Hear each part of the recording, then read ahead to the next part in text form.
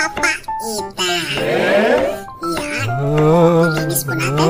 Pagkatapos po natin linisin, ayan. Naganap po natin. Alam niyo bang sobrang pasaway talaga to si Boss Anghel. Hindi ko alam kung matutuwa ako o may inis eh. Ginising pa naman ako para lang magluto ng papaita na ni-request nila. Ayan, binigyan na rin po ako ng pinya kaya medyo ginanahan tayo magluto. Pinakuluan po muna natin ang ating mga lamang loob.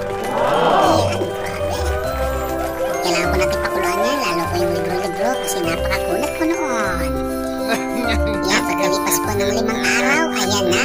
Nahiwa na po natin ang ating mga lulutuin. Yan, kasama tayo po ang ating mga rekado. Yan, napakasimple lang naman po ng menu natin, pero tamang-tama sa malamig na panahon. Yan, nahiwa na rin po natin ang ating mga lulutuin. Ayan po, nakaplastic yan. Yan po yung ating abdo, yan po yung pampapait natin. Ayan, pagkatapos po natin hugasan ng ating pandigmang kalandi uling.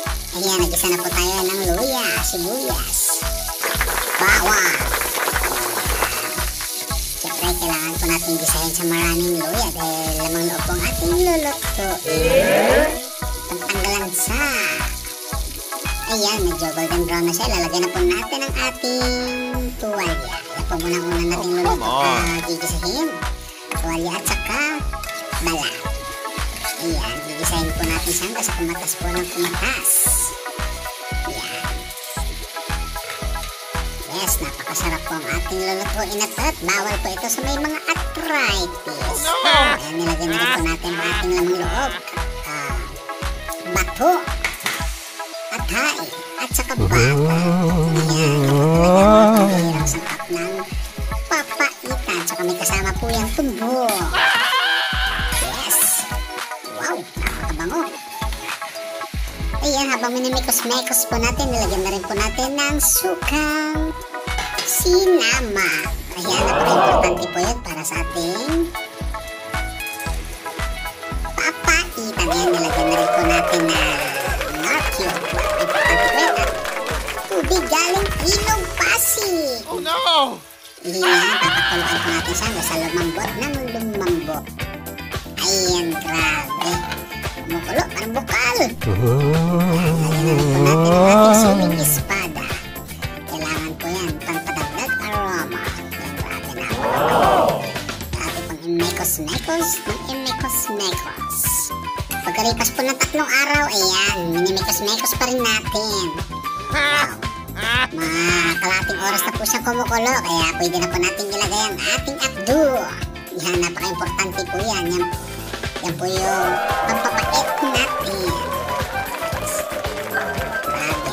Huwag natin gaanong damihan kasi napakapait po yan. Baka hindi na po natin makain. Ayan. Yan po ang ating pampaasim kalamunding. Galing pa po ng ibang planeta. Ayan. Medyo ihahalo po talaga natin siya na nakabiyak. Napaka-importante po yan para sa amoy at saka sa lasa. Yeah! Yan, grabe. Simpleng lutuin pero mabusisi. Sa sobrang sarap po ng niluluto natin ay makakalimutan niyo po ang pangalan nyo. Ayan, grabe yan. Nilalagyan na po natin ang pandigmang kalamunding galing ibang planeta. Yeah! Oops.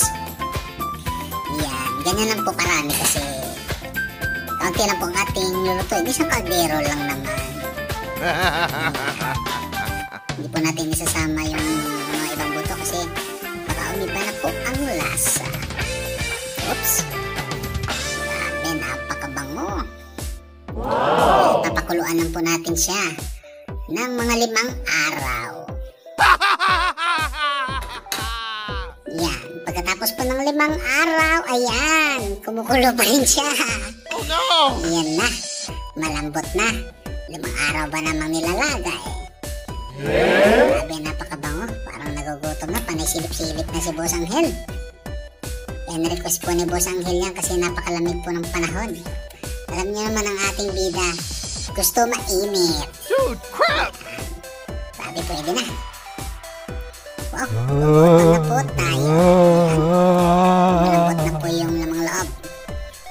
Tikman natin kung okay na. Uy, grabe. Grabe, napakasarap. Tamang-tama lang yung pait. Tamang-tama rin po yung lambot. Ayan.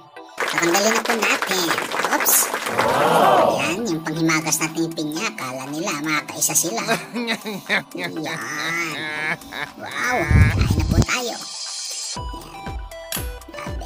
Tamang-tama sa malamig na bahaw. Sobrang bilis ng pangyayari. Kalahati na lang yung natira. Nadali na po agad-agad.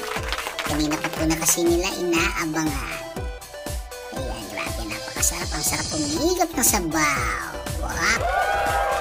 Huwag kang pasaway pa nagluluto ko. Baka tirahin kita ng kapangyarihan ko. Yes. Lagi po tayong kumain ng gulay. Yeah. Huwag pasaway sa nanay. Kumain ng gulay para healthy ang katawan. Iyan. Wow! Sa panahon yan, bawal magkasakit. Kaya kumain tayo